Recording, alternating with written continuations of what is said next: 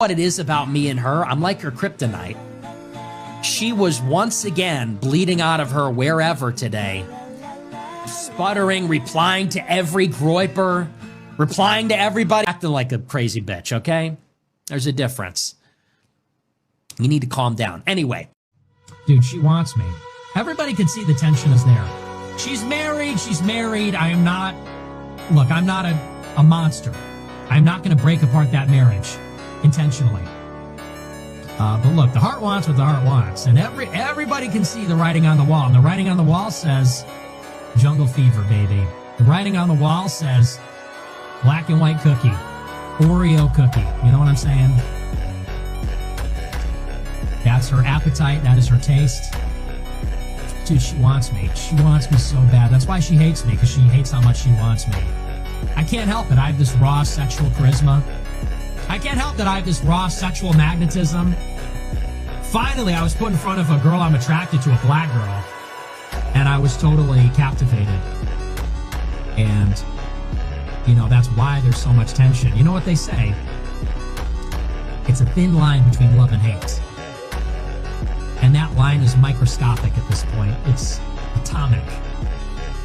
Mere atoms separate the love and the hatred with such magnitude. She wants me, dude. Dude, Candice wants me so bad. It's so crazy, dude. Just admit it. Just give it up already, okay? Just admit it. Just admit that you want a little taste of this white boy. Admit that you want a little of this tuxedo Pepe. He cute. Hey, he cute. Just admit it already. Just admit it already.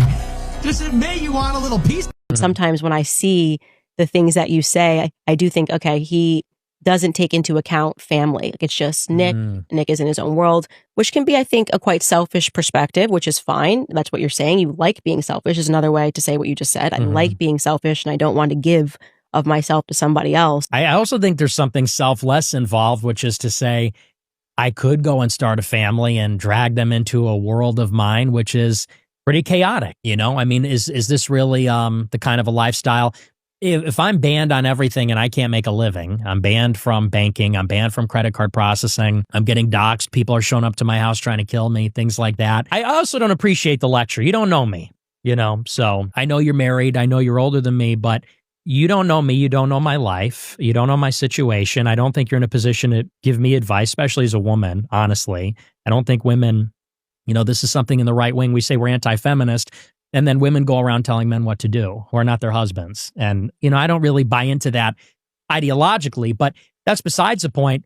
You know, my life has been tumultuous from the very beginning. From the time I turned 18, people were coming for my neck and trying to get me, and I was kicked out of college. And then, you know, once you're branded as an anti-Semite, before it became cool or popular, can't get a job, can't make a living, get banned from PayPal, all this kind of stuff. You know, that's a very difficult environment to try to have a dating life. What do? I go out on Tinder, I go to a bar, and I say, hey, I'm a neo-Nazi Nick Fuentes that the ADL is writing articles about every day. I'm going to start a dating profile on Tinder. People are going to screenshot that, mess with me in all kinds of ways. It's a very difficult predicament, actually, for me, because I took on basically a huge sacrifice at the beginning. And I don't know that you really appreciate that enough. I think that you're somebody who, you know, you had a career in politics for as long as I was fighting a battle. You were at Daily Wire with a contract. You're at Turning Point. You're making good money. You're doing book deals. You're part of this thing that I'm criticizing and paying a very heavy price for at a time when no one's saying those things, when it's very unpopular. And it's not to say that I'm a victim, you know, because I did it willingly and I love it and I would do it again.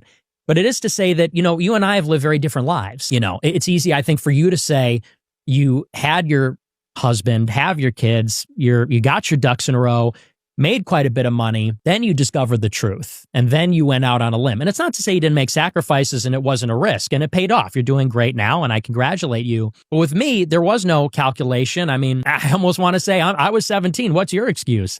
I was 17 and I woke up and I went balls to the wall, bucket of ice cold water, as you say. I made a lot of enemies, and maybe that wasn't wise, you know, but I told the truth and I took on extremely heavy cost for my personal life. It basically has made it so that I can't have a personal life. I don't even have many friends. It's a little more complicated, I think, than maybe you understand.